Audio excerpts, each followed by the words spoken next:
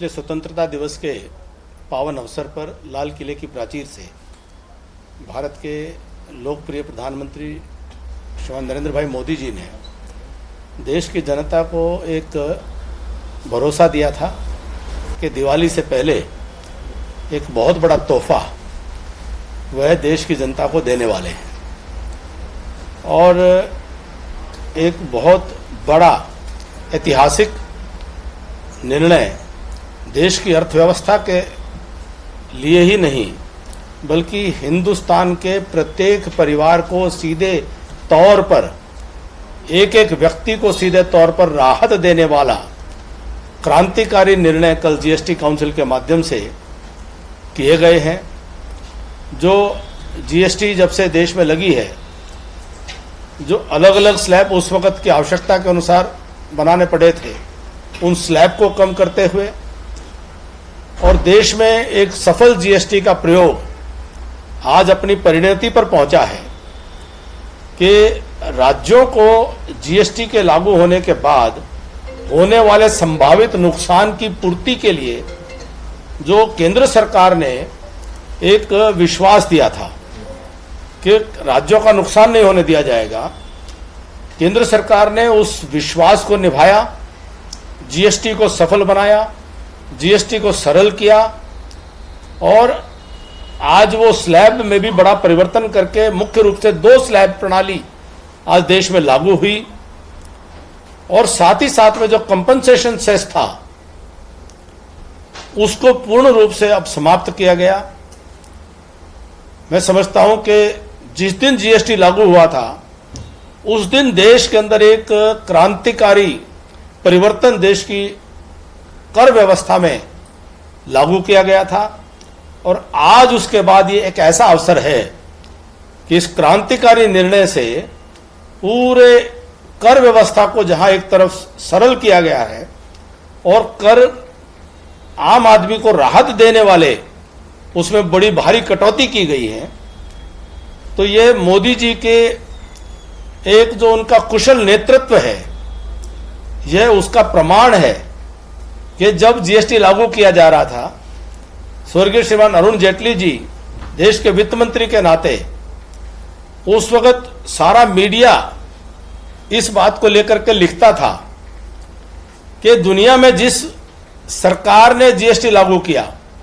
50 के करीब देशों में वह सरकार कभी दोबारा चुनकर नहीं आती थी। मोदी जी ने यह दुस्साहस किया कि देश के लिए जरूरी है तो हम इस जीएसटी प्रणाली को निश्चित तौर पर 1 नेशन 1 टैक्स को हम लागू करेंगे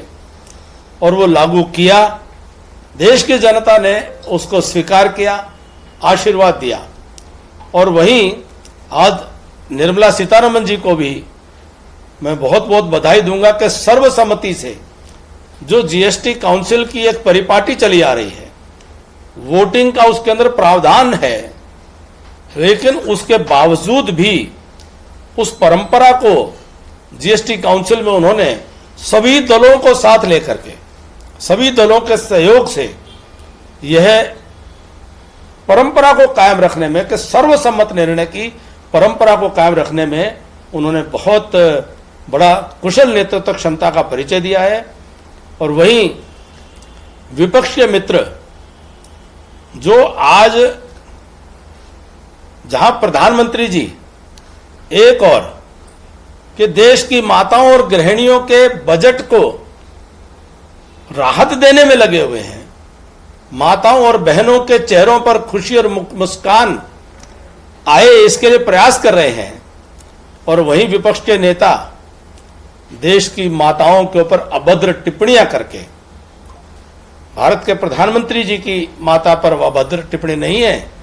वो टिप्पणी देश की मातृशक्ति के ऊपर वो अभद्र टिप्पणी है कि इस गिरी हुई मानसिकता का समर्थन करने वाले लोग, ये देश में 2 धाराएं चल रही हैं। एक देश की माताएं बहनें गृहिणी उनके चेहरों पर खुशियां मुस्कान लाने वाली, और एक देश की माताओं के ऊपर अभद्र टिप्पणियां करने वाली, और देश की 140 करोड़ जनता इसको देख रही है। तो मैं मोदी जी का बहुत बहुत धन्यवाद करता हूं कि जीएसटी को आज अपने कर व्यवस्था को अपने चरम पर ला करके, और दुनिया अब भारत की जीएसटी की जो एक्सपेरिमेंट है इसको अध्ययन करने के लिए दुनिया के लोग अब भारत में आ रहे हैं, अर्थशास्त्री भारत में आ रहे हैं, कर व्यवस्था पर काम करने वाले लोग अलग अलग देशों के भारत में आ रहे हैं कि कितनी सुचारू, सुव्यवस्थित और कितने सहज तरीके से इतनी बड़ी कर व्यवस्था का परिवर्तन संपन्न किया गया है। इसके लिए बहुत बहुत मोदी जी को साधुवाद है, और निर्मला सीतारमण जी और सभी राज्यों के जो जीएसटी काउंसिल के सदस्यगण हैं उनका मैं एक पूर्व सदस्य होने के नाते उनका बहुत बहुत आभार व्यक्त करता हूं। सर, एक सवाल सकेगा, और बाजार में लिक्विडिटी का जो क्रंच बना हुआ था वो खत्म हो पाएगा? देखिए, पिछले साल भर से भारत में लिक्विडिटी का कोई संकट दिखाई नहीं देता है, बल्कि बैंकों के अंदर भी खूब अच्छी लिक्विडिटी है, और अच्छी लिक्विडिटी होना आमतौर पर महंगाई को बढ़ाने की संभावनाएं प्रस्तुत करता है। लेकिन भारत में महंगाई को भी नियंत्रण में रखना, यह देश के नीति निर्धारक जो टोली है वह मोदी जी के नेतृत्व में जितनी तमाम संस्थाएं हैं उन संस्थाओं का आपसी समन्वय इतना सुंदर रहा कि वो केंद्र सरकार हो, आरबीआई हो, अन्य संस्थाएं हों, कि उन्होंने जहां लिक्विडिटी को कांस्टेंट मेंटेन किया, लिक्विडिटी सप्लाई को, मनी सप्लाई को, और वहीं इन्फ्लेशन को कंट्रोल में रखा, और आरबीआई जो है लगातार रेपो रेट को कम करने में सफल हुआ, जबकि अमेरिका अभी भी संघर्ष कर रहा है कि उनके सरकार में संघर्ष चल रहा है कि वो जो उनकी फेडरल रेट है उसको किस तरह से कम करा जाए, वह आज भी संघर्ष में है। लेकिन भारत में कम भी किया गया, लिक्विडिटी मेंटेन किया गया, इन्फ्लेशन कंट्रोल किया गया, और उसके साथ में आइसिंग ऑन द केक कहते हैं कि उसके साथ में आज जो जीएसटी काउंसिल के जो निर्णय हैं, कम से कम भी 50,000 करोड़ रुपया वार्षिक, ये कम से कम मेरा जो अनुमान आ रहे हैं, यह आम उपभोक्ता के जेब में, क्योंकि जीएसटी उपभोक्ता कर है, उपभोक्ता की जेब में बचेगा, तो निश्चित तौर पर जब हर घर में खर्च करने के लिए कुछ और पैसा उपलब्ध रहेगा तो उससे कंजम्पशन भी बढ़ेगी। कंजम्पशन बढ़ेगी तो स्वाभाविक है कि मैन्युफैक्चरिंग और सर्विसेज सेक्टर, उन दोनों में ग्रोथ आएगी। अर्थव्यवस्था के अंदर निश्चित तौर पर एक उछाल आएगा। पहला क्वार्टर की जो रिपोर्ट आई है, पूरी दुनिया ने दांतों तले उंगली दबा ली है कि भारत की अर्थव्यवस्था की जो जीडीपी की जो ग्रोथ रेट है वो 7.8% आई है, जो प्रोजेक्शन से भी ज्यादा है। तो जो उम्मीद की गई थी स्वयं तो भारतीय संस्थाओं से लेकर के विदेशी संस्थाओं के द्वारा, उससे ज्यादा बेहतर कि इस समय जब सारी दुनिया आर्थिक उथल पुथल के दौर से गुजर रही है, भारत की अर्थव्यवस्था वो एक स्थायी तौर पर आगे और ऊंचाइयों की तरफ आगे बढ़ रही है। सर, एक मुलाकात आपकी जी, आज मैं माननीय मुख्यमंत्री हरियाणा सरकार श्रीमान नायब सिंह सैनी जी से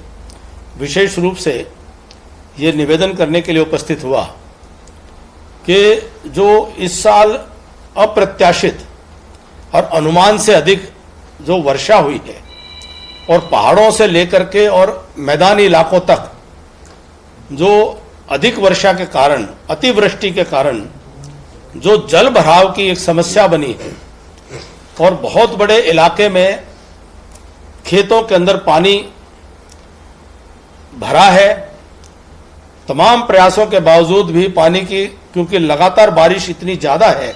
कि प्रवाह नहीं बन पाया है, और कहीं कहीं आबादी के इलाकों में भी पानी भरा है। तो हमारे क्षेत्र के भी कई गांव की माननीय मुख्यमंत्री जी से मैंने इससे पहले 15 दिन पहले चंडीगढ़ में भी बैठकर चर्चा बातचीत की थी, और पूरा जो हमारा पानी का जो नेचुरल फ्लो है उसमें जो लो लाइंग एरियाज हैं, जो निचले इलाके हैं, उनके अंदर पानी काफ़ी भरा हुआ है। तो माननीय मुख्यमंत्री जी से मैंने पुनः निवेदन किया कि अब इस समय हरियाणा प्रांत में जहाँ जहाँ जल के भराव की समस्या है, चाहे वो किसान हो चाहे वो आबादी हो, उनमें तुरंत राहत देने की आवश्यकता है। और माननीय मुख्यमंत्री जी ने इसका संज्ञान लेते हुए और उन्होंने बताया है कि वो 1-2 दिन में वो जलमग्न इलाकों का स्वयं निरीक्षण करेंगे, दौरा करेंगे और इसके लिए जो उचित होगा मुख्यमंत्री जी ने विश्वास दिलाया और हमें उन पर पूरा भरोसा है। वो स्वयं किसान के बेटे हैं, वो किसान का दुख दर्द समझते हैं, वह गांव के लोगों की पीड़ा को भी समझते हैं। तो वह जो शहरों के अंदर भी जो जल भराव की दिक्कत है, उनको आम नागरिक की नब्ज को जो पीड़ा है, उसको तकलीफ है, उसको समझने वाले हमारे मुख्यमंत्री जी, आज मुझे पूरी उम्मीद है कि वह इसके ऊपर त्वरित कार्रवाई करेंगे और हरियाणा प्रदेश के लोगों को किसी प्रकार की तकलीफ नहीं होने दी जाएगी।